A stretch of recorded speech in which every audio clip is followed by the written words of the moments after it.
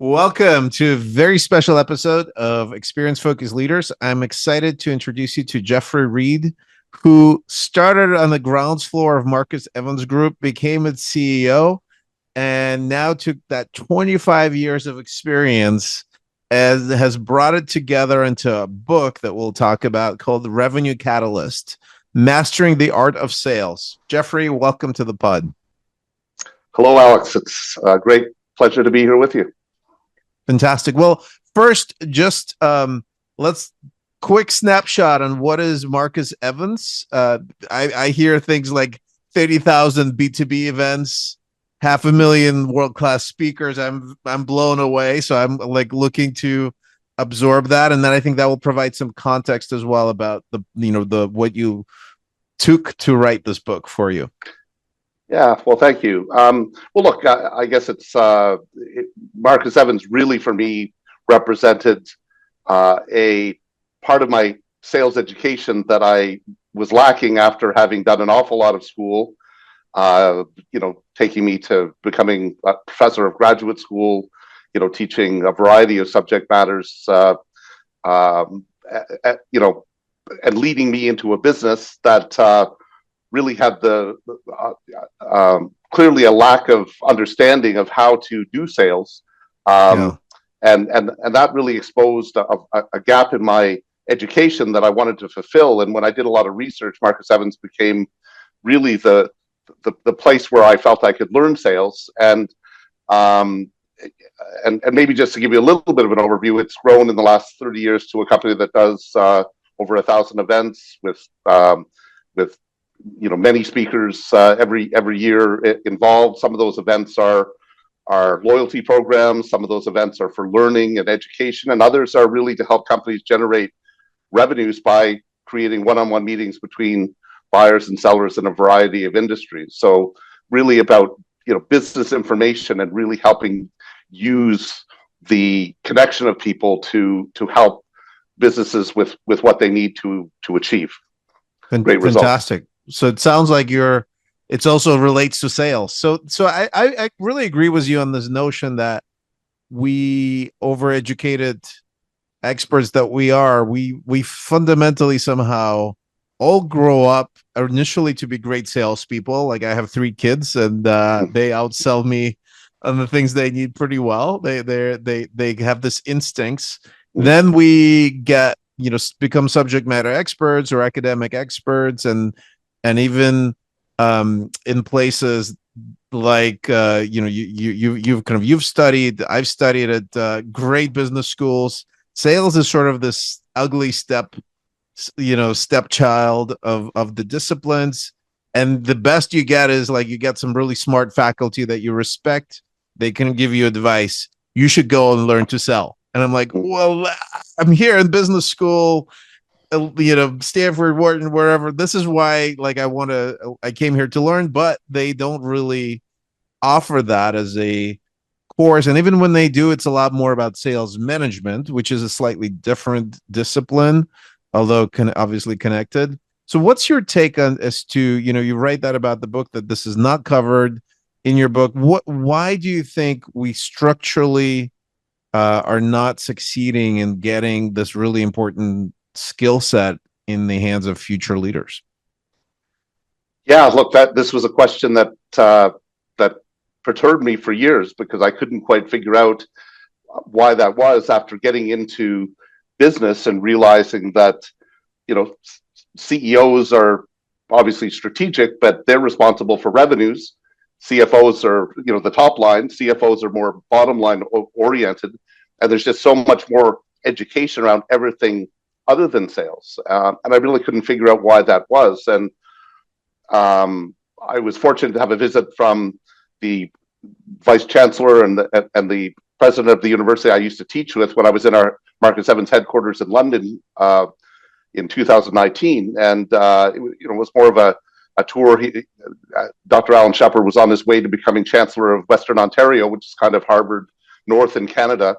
And he was visiting some people, and I had the opportunity. He said, how are we doing? How are we, in terms of, providing well-educated employees for your business? And I said, well, like I've hired a lot of people from Concordia, but I asked him, I said, but why no sales education? And he laughed, and he just provided a very simple quote, which is, professors just don't tend to be comfortable teaching things that they don't know enough about, which has really led me to believe that that's why business schools are structured, around finance, marketing, accounting, and human resources. And although there is some sales and marketing, it's a very different exercise when you really get down to, especially B2B sales. And so that led me to an exercise where, everyone I would interview for employment after that who had gone to business school, I would ask them, have you ever taken a sales course? And some would say one, some would say none. Mm-hmm. And it just really exposed this void. So in many ways, that was one of the objectives of the book, was to really, see if I could fill that gap. If I were, writing a fifth element of business school, how would I do it? And I wanted, in addition to other things, I wanted it to be able to give structure around what people really need to know if they were going to delve into this academically. So what is it that, if you had 20 minutes, right, and you're doing a summary of that 20-minute intro, what is the 3 nuggets that somebody that's about to embark on career in sales or managing sales teams, what do they need to know? Like, what are the three takeaways that you will introduce in that 20-minute nugget for them to get them initial start in their sales journey? Yeah, well, look, these a lot of this is primary research that I've done over the last 25 years to really figure out what is needed, etc. And the book kind of follows a sequence, chapter by chapter, starting off with, product positioning. Are we delivering a scarce product? Are we delivering a product that's rare? And how do we create sales strategies that correspond to that? And how do we, make choices around how we're going to optimize the delivery of that product to the marketplace in a way that's going to have the greatest impact on revenues? And you mentioned before, your 3 kids who sell. We all learn to sell when we're children, and I kind of reference that in the book, that every child learns to sell typically in a persuasive way. Please, Dad, buy me this, buy me that. That translates to when they're teenagers and they want to influence their friends. Let's do this, let's go there. And then with the lack of sales education at business school, people enter a sales organization and they say go sell, and they really often don't know what to do. But one of the questions, relating back to your 3 pillars would be, is this a persuasive or a resistant sale? Are we obligating people to buy from us? Are we using our relationships and our Rolodexes to say, hey, I know you're the best, buy from me? Or is it more the intersection point between negotiation, where there's a matter of leverage and positioning and mutual benefit and win-win?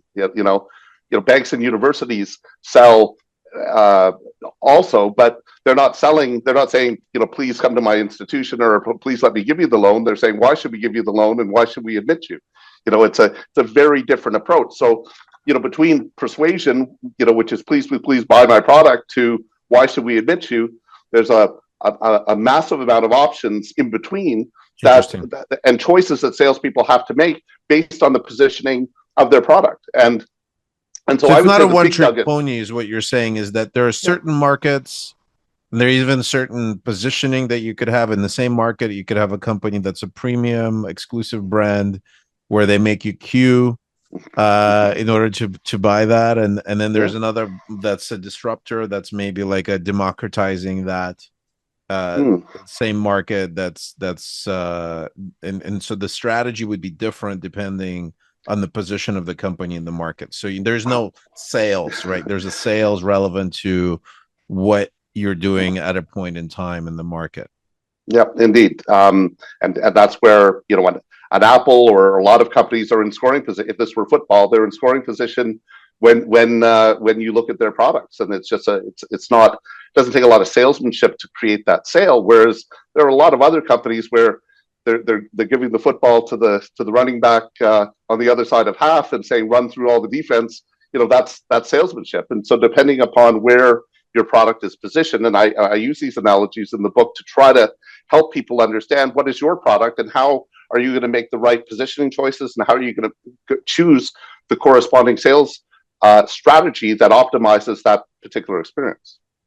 Yeah, it's really interesting. The device and the technology world, which is where I come from, is that you don't want to hire in a startup or an early stage company somebody who's had a potentially very successful career, but only in a very large company like IBM and Oracle and whatnot, because the playbook is very different, and you kind of need to create your own momentum, create your own market in the startup stuff where nobody knows you. You don't have the Rolodex doesn't matter, versus still use a number of very powerful sales tools, but in a larger company, it's obviously the heavy lifting is done also by the company.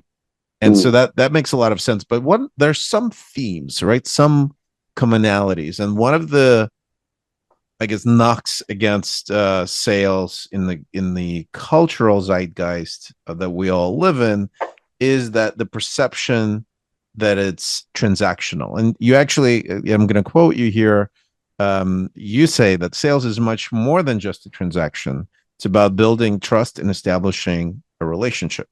I'm here with you on this. So why there's this perception, right? Like why are we dealing with this perception? Why the moment people see sales in the title, they get defensive? Why the moment we get a salesy email or emails for LinkedIn, we get all defensive? And what are the best sales reps and organizations do to establish that trust while still knowing that they have a quota and a number to hit?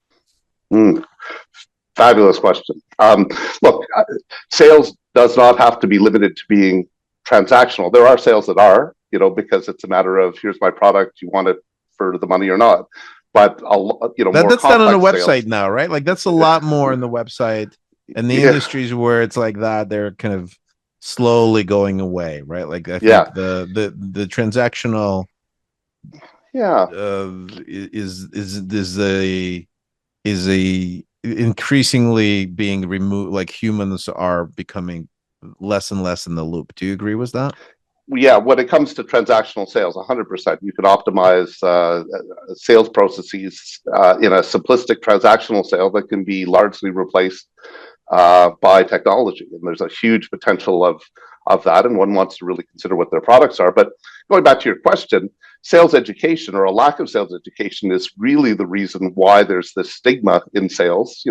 Obviously universities are generating revenue as well, and there's very little value that they provide when it comes to sales. So they're obviously going to promote, other disciplines of business that we've mentioned ahead of sales, and possibly even create a bit of a stigma as the career of last resort, which I always found confusing, because I looked at the thousands of CEOs that I would talk to, and they were all either the best salesperson in their company, or they created a technology and had good sales support from excellent people because they didn't have that education. So in many ways, revenues are really the key to a successful business, and that's another thing that I highlight is we discount the relationship that we have between the control of revenues in the future to costs. And whenever someone has a business that's struggling, everyone attacks costs because there's this nebulous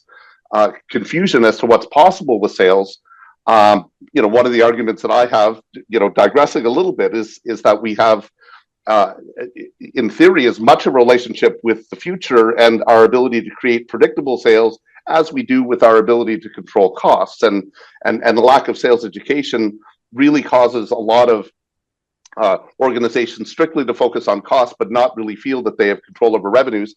And there are solutions there that I get into in the book to using data and predictability and measurements and to really be able to forecast,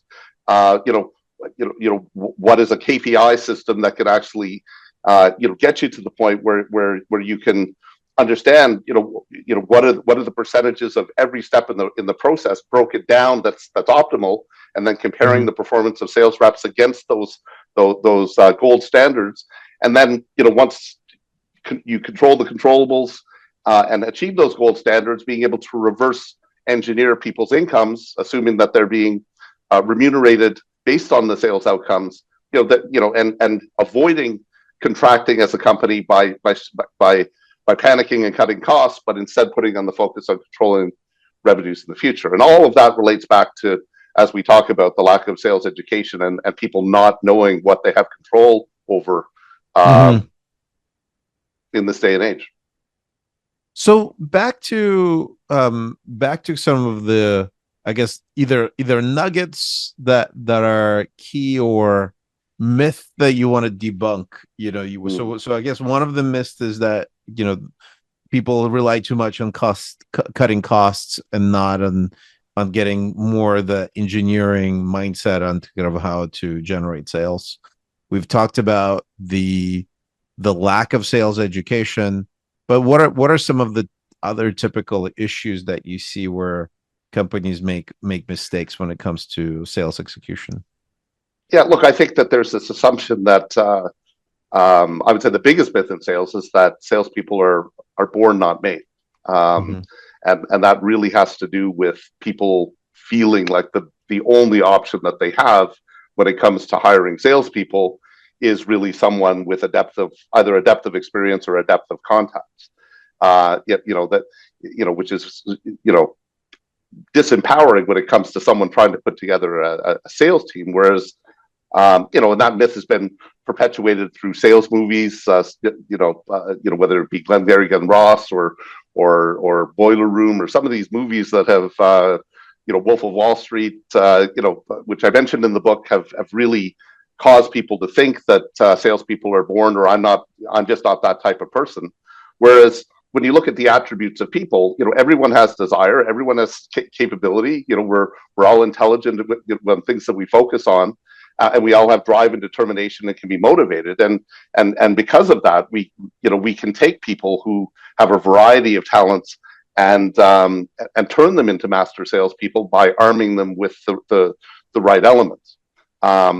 So I would say that would be a key myth that, once debunked, opens up a whole bunch of possibilities when it comes to how you're going to choose your salespeople and how you're going to develop them and build a workforce that is sustainable and accountable and high performance. By debunking that one particular myth. Well, and that's actually connects to an earlier point that you made. So you brought up that sales is a big tent, right? And there's a lot of strategies, right, in this sort of distinction between persuasive and more kind of scarcity driven modes. But there's also personalities, right? Like, so somebody who is more introverted may have one approach to sales, and sometimes people underestimate how effective that is, and they can, because we all have a stereotype of this extroverted, outgoing salesperson that talks the most. And then the data shows that the people that ask the most questions and listen the most tend to be more successful. So what are you seeing? Let's say somebody who's listening, they come from a world of marketing, right? And they have not sold in a professional capacity, but they're supporting salespeople.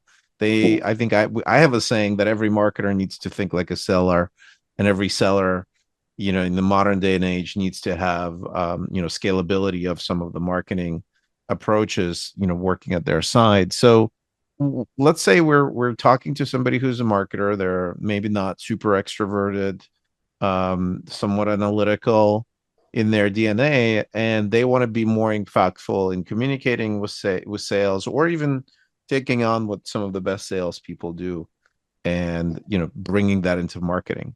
What would be your advice for them?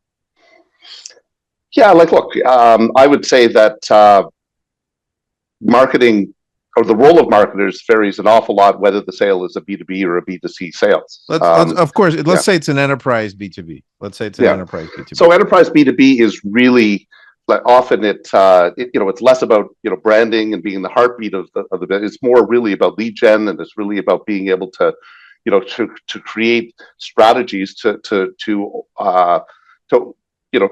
to be able to talk to the right people, pitch opportunities. Really, the best products, often the biggest gap is the inability to speak to the people who would benefit from it, and having a conversation so that they understand it and can make an informed decision.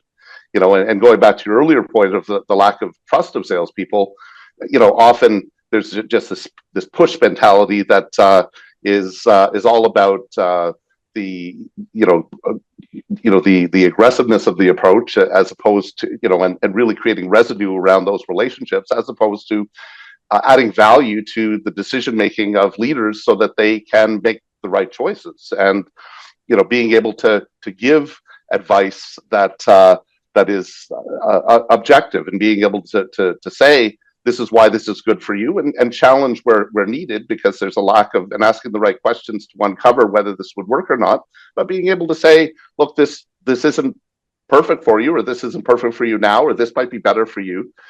Creating that trust relationship as an advisor to leaders, that's the role that sales has the potential to play when people have the right have been developed correctly, and realize that it's not just about chasing their targets in a blind way, but really looking at the big picture of how they can become an extension of the decision making of the leaders in that enterprise. The value of that type of relationship, which I have salespeople that work for me where that's the whole objective, and they become really that outside extension of everything that large organization does when it comes to sales, even more so than some of the internal leaders. So basically, if you're a great world-class salesperson, you become, and like you think like an employee of the potential buyer, is what I'm hearing you say. Yeah, and so rolling back to marketers, I'll throw out a hypothesis that I have on this, is that I think if you're a marketer, you need to shift from prescriptive content that kind of assumes everything about the customer, and have a less linear approach where you say, okay, great, Mr. Customer, first of all, what kind of a customer you are, and then they select, I am this type, and you give them 2 or 3 choices, not an overwhelming amount, and then you say, fantastic, and this is through content even, right? Like, but could be sales enablement, could be a resource for customers of like that. We typically see X, Y, and Z problems that they deal with, and they could be generic enough but specific enough. It was a very concrete language of that industry or of the function that feels like understood, and they say, oh my god, that's right, I have all 3, or I have all 3, but right now I have 1. And then you give them a choice, and they drill into that one, and very quickly, they are becoming, they're selling themselves, right? Like, first they feel understood, they feel appreciated, feels like you've been like, oh, it's interesting, I had these 3 problems I knew, but this 4th problem that you listed, I didn't think of it, but I kind of have it. So you almost feel like the seller or the marketer understands you better than you do, right, yourself, right? And so they list these problems, they feel understood, they self-select to the burning problem right now, and then they say, oh, interesting, you have a case study of how you solved that particular challenge for customer just like me, and they get into that world, versus like, we sell widgets, and this is the performance of our widgets is best in the world, and blah blah blah, and that's typically like the product centric mentality. I think, unfortunately, a lot of marketing content is still in the first very product centric universe, and it's the job of the salespeople to do the problem discovery, setup, And then the problem with the salespeople is that they're new, for example, is that they don't know anything. They're just coming on board. They don't have the customer war stories. They don't have they're not experts in this industry. They just joined, a month ago, 3 months ago, even a year ago for multi-product companies. That's a lot. So that's sort of the gaps that I see, is that the marketers are not, typically delivering the content in this new way, that enables the salespeople to be successful, or enables buyers to go on their own buying journey. What do you see? And you seeing what I'm seeing? Are you seeing positive changes?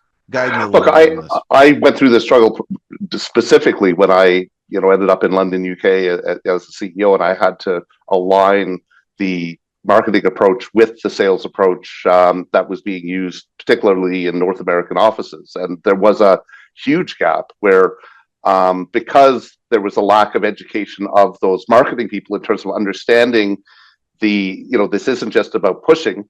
This isn't just about saying, "Hey, we have a shiny product, and please look at it."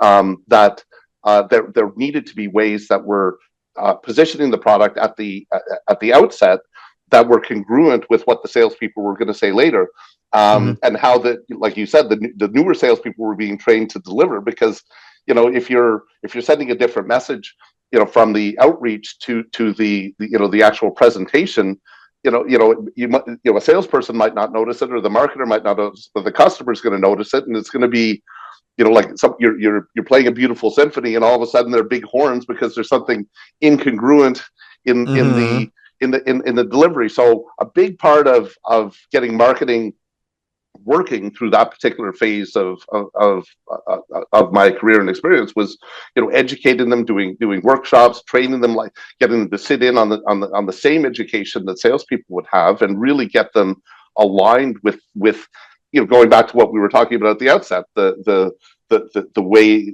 the sales approach, in relation to how the product is positioned. And when that happened, there was this transformation that I observed, that all of a sudden marketing became an extremely valuable driving force of sales that was absent prior to that particular step. So your observations are astute, and I can attest to it in the journey that I had in aligning it and seeing it become extremely effective.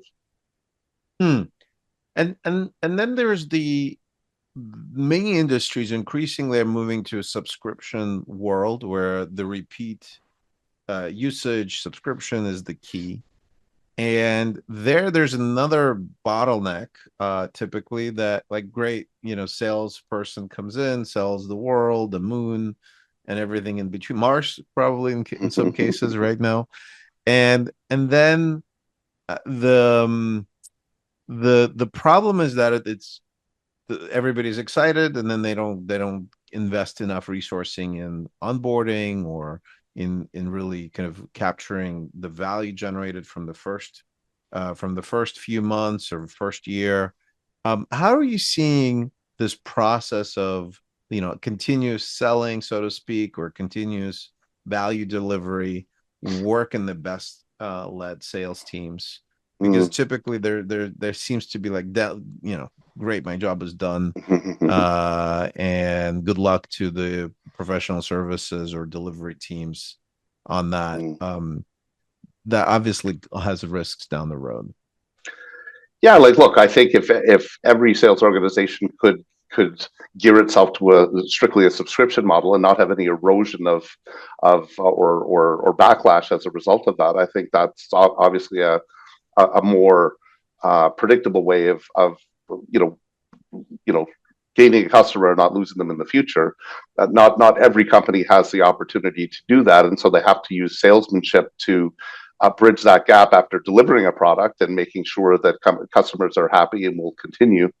And I've looked at that a lot as well, because the whole process around new business development and salespeople is one thing, but it's a very different exercise to be able to, in the meantime, onboard a client, service them, in the meantime, until all services are delivered, and then be able to have a process that renews the right percentage of those. And to me, that's just about understanding what type of product it is, what is available to that type of product in terms of either subscription or re-signing or somewhere in between, as just a matter of process. But making sure that salespeople are trained, or their teams of salespeople that are turned into world leaders in the company, specializing in those repeats, and how to support them, with the right infrastructure and people to optimize that. Look, as many of our listeners know, new business generation, in theory, is exceptionally more challenging than repeats if you're delivering a great product. And really, it's just the gaps that exist that create inefficiencies in that process, but addressing them and making sure that it's a highly optimized system is really the key to getting as close to that ideal subscription model, where as possible, given the nature of the product. So it's kind of a continuous journey in general in life and in sales. And on that note, I wanted to ask you, what would be your advice for somebody who wants to kind of continue refining their sales acumen and skills? And let's say the movies that you brought up, Wolf of Wall Street, and is not the great example of what really creates that. What are great examples? Are there TV series or movies or books or anything that you come across that's kind of a continual reminder of fine craftsmanship of the relationship and trust building? Yeah, look, I think that in the absence of unlike a lot of other disciplines or subjects, in sales, people have had to go outside of university where they're going to be refined, and in many ways, universities in many disciplines have almost a monopoly over giving people credibility within their industries. That is not something that they have with sales, because they haven't captured it. So the whole modern movement of people being educated through podcasts or through books or through interactive exercises, or people on Instagram or YouTube. This is where people have had to find their sales education, and look, it's all out there and it's all accessible. Maybe that's the future for everything. Because maybe it's AI and ChatGPT, etc. But ultimately, there are a lot of answers out there. The problem is, because it's such a big tent, it's highly unregulated, and there's a lot of great information, and there's a lot of information that is counterproductive, or information that is good but doesn't account for people applying this in different industries or to subject matters like we talked about before, and without the scale of being able to have perspective on what's changing.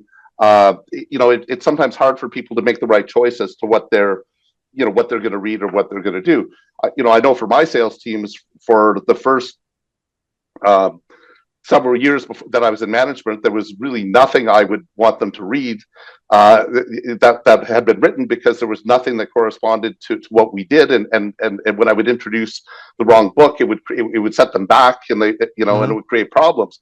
And then eventually there were a couple books that really corresponded to it that I would get everyone reading, as a part of their onboarding process. But both books that I sort of can think of off the top of my head that were the two initial ones, they only dealt with specific aspects. So I would say, if you want to, for this problem, look at this; for that problem, look at that. But everything else we would have to train. But look, slowly but surely, everything, the gaps are being eliminated, and there's information out there that fills those gaps. And look, in many ways, I saw a huge. That's why you wrote the book. That's why I wrote the book, because I thought, why not just deliver something that is going to help people make better decisions in every situation? Well, on that note, as we wrap up here, how can people find your book and find you online? Yes, the book is all over Amazon, so most countries in the world can go to their local Amazon store and find it. And in fact, I had to uh, I created a website, geoffreymreid.com, where you can purchase the book, and it will align with your country Amazon store. I would say either go directly to Amazon, put in my name, Geoffrey M. Reid, or the Revenue Catalyst, it'll pop up straight away, or go to geoffreymreid.com and you will be able to navigate through, maybe see a little bit about my background, see a little bit about there's an interactive knowledge check that's designed to help people understand where they're at. It's almost like a diagnostic at the when you take your car into the garage a little bit of where you're at in sales. So that's what I would Brilliant. suggest. Jeffrey, well, thank you so much for coming on board here and helping everybody become a better salesperson, regardless of your educational backgrounds, and becoming aware of what impact that has on organizations. Again, thanks, Geoffrey Reid. Please find a Revenue Catalyst if this is something you want to dive into. Thank you, Alex. I appreciate the talk very much.